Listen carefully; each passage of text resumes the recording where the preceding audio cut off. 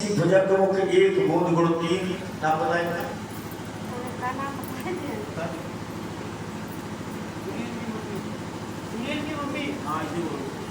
सुनील की मम्मी क्या मुद्रा प्रभु कथा में अर्पित करते भगवान खुशहाल करें, निहाल करें, भोला भंडार भरे। प्रेम सुनी गोविंद भगवान की।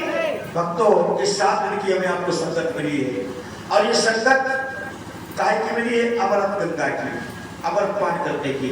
हम 7 दिन में चाहे तो अमृत पी करके अमर हो सकते हैं।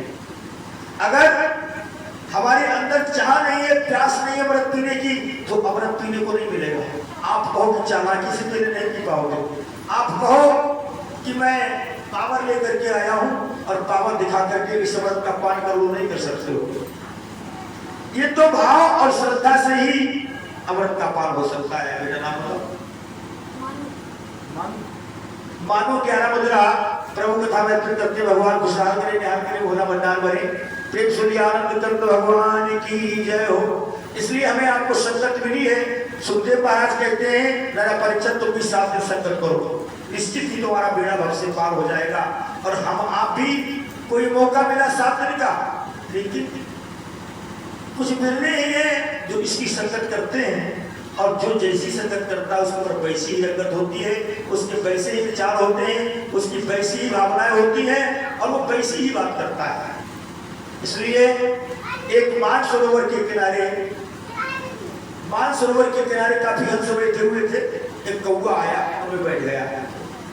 कौवा बैठ गया तो हंस ने देखा ये कोई दूसरी जाति का पक्षी है और ये अच्छा नहीं लग रहा है। उस कौवा को लेकर के हंस उड़ गए, लेकिन एक हंस बैठा रहा वहां। तो कौवा खिसकता हुआ उनके पास पहुंचा। बेटा नाम बताओ।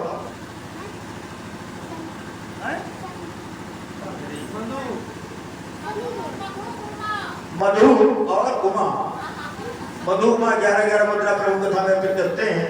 भगवान खुशहाल करे, निहाल करे, भोला भंडार भरे। प्रेम सुनिए रघुनाथ भगवान की जय हो।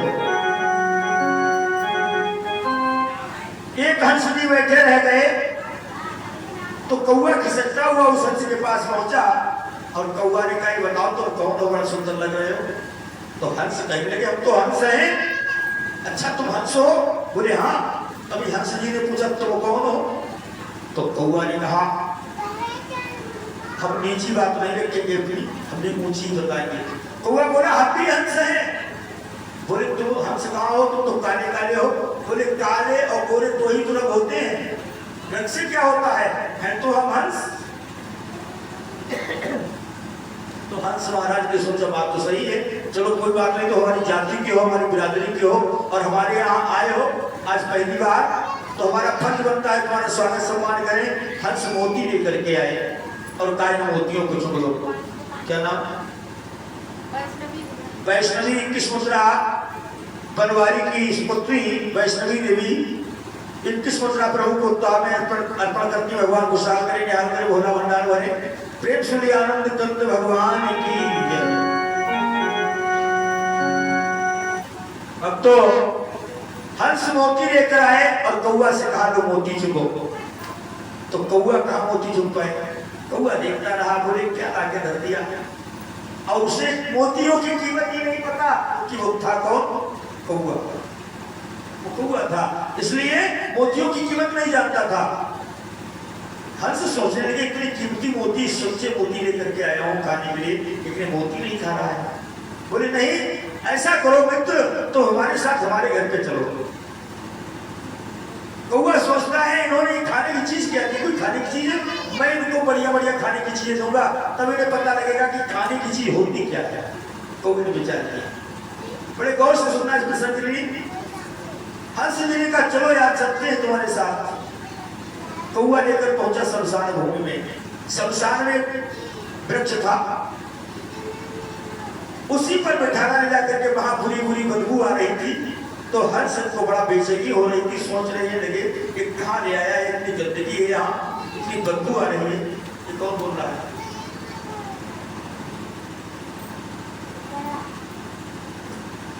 हंस कुछ बोल नहीं पाए, कह नहीं पाए, संकोच में बैठे तो रहे। इतने में कौवा मांस का टुकड़ा दबा करके मुंह में लाया और रख लिया। बोले खाओ। हंस ने जब मांस का टुकड़ा देखा बोले नहीं नहीं हम ये नहीं खाएंगे। विचार किया कि ये गलत संगत कर ली है मैंने आज। मैं तो समझता था ये हंस है, लेकिन ये हंस नहीं है, ये कोई बुरा पक्षी है, इसकी संगत करना ठीक नहीं है, ये धूर्त है, ये कपटी है, ये नीच है, इसकी संगत मुझे नहीं करना चाहिए। लेकिन आए फंसे तो आए फंसे, विचार ही कर रहे थे। इतने में एक मुसाफिर आया, उसके कंधे पर तीर कमान था। वो उस पेड़ की छाया में सस्ताने लगा, तब तक कौवा ने ऊपर से पीट कर दी और उसके कपड़ों पर जब गिरी तो उस मुसाफिर को गुस्सा आया। उसने निकाला धनुष बाण और जैसे ही ऊपर मारा तो कौवा तोड़ गया, लेकिन हंस के लगा जा करके और हंस पट्ट से नीचे गिर गए। हंस जी रो रो करके कह लगे, भैया हमने तुम्हारा क्या बिगाड़ा था जो तुमने हमको मार दिया? हमने आपका क्या बिगाड़ा था जो आपने हमारे बाण मार दिया है? बोले तुमने बीट क्यों की मेरे ऊपर? अरे बोले मैं हंस हूं, मैं क्या इतनी जल्दी बीट करता हूं? मैं तो मोती खाता हूं। जब ऐसा कहा तो वो मुसाफिर कहने लगा, क्या करें, धोखे से तुम्हारे बाण लग गया। ये तो बीट कौवा ने की है, लेकिन मैंने बाण तुम्हारे मार दिया, तुम निर्दोष हो, लेकिन मैं क्या करूं? अब जो गलती मुझसे हो गई, इसकी क्षमा करो। तो हंस जी कहने लगे, भैया गलती आपकी नहीं है। बोले और? बोले गलती तो मेरी ही है। बोले क्यों? बोले मैंने ही संगत गलत की थी और गलत संगत की उसका परिणाम ना मेरे तो ऐसा हो ही नहीं सकता। जैसे कि राजा परीक्षित ने कलयुग की संगत की, कलयुग जब उनके सर पर विराजमान हुआ तब उन्होंने विवाहदा ऋषि का अपमान कर दिया, जिससे कि उनको श्राप मिला, 7वें दिन मृत्यु हो जाए। तो हमेशा याद रखना, अगर आप गलत संगत करोगे तो उसका परिणाम आपको जरूर भुगतना पड़ेगा। बस संगत के ऊपर विशेष ध्यान देते रहे। आज बताया गया है क्या कि संगत ते गुण उपजय, संगत ते गुण जाए, और बास फास और मिश्री एक भाव दिखाए। इसलिए कहा है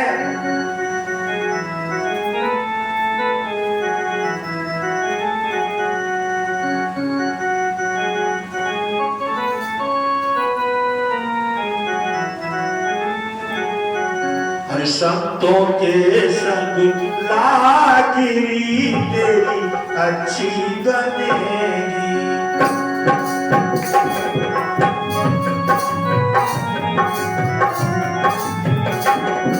संतों के संग लागिरी तेरी अच्छी बनेगी।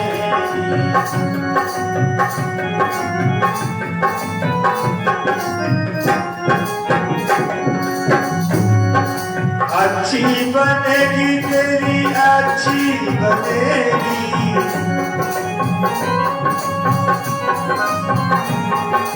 संतों के संग लागिरी तेरी अच्छी बनेगी।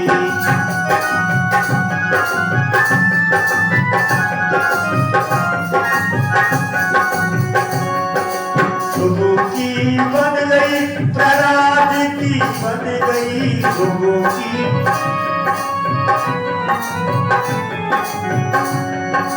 हर कीर्तन में लागिरी तेरी अच्छी बनेगी।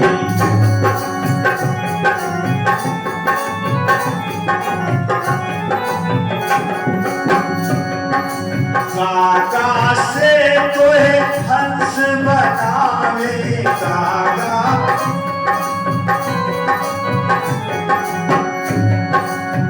मिट जाए दिल के दागिरी तेरी अच्छी बनेगी। तन के संग दागिरी तेरी अच्छी बनेगी।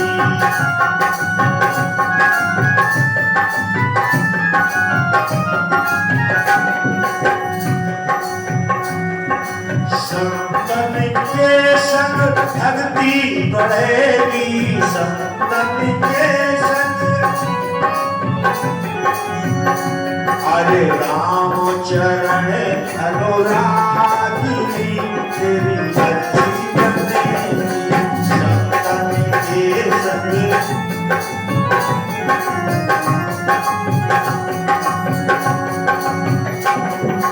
मोह रात्रि में बहु सोया, मोह की रात्रि में बहुत दिन सोया, जाग सके तो जागी तेरी अच्छी बनेगी।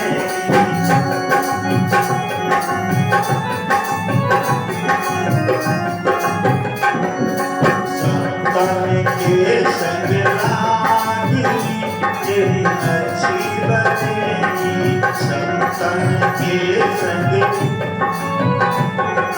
अच्छी बनेगी।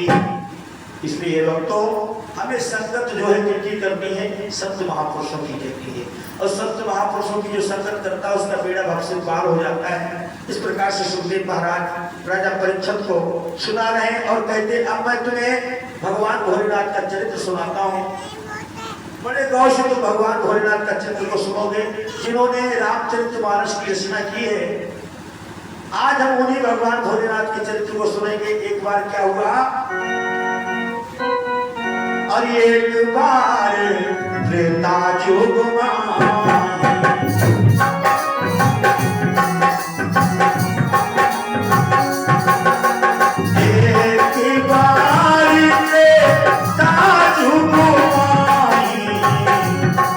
और शाम हो गए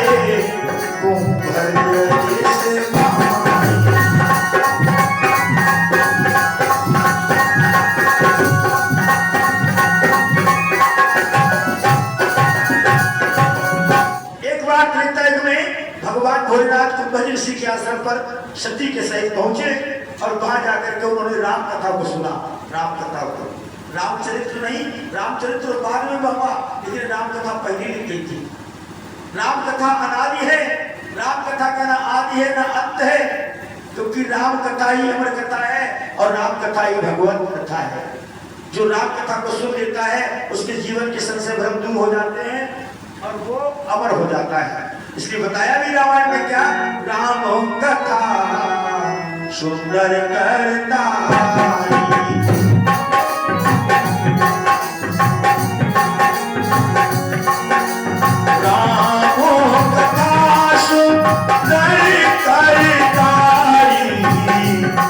और संशय उड़ा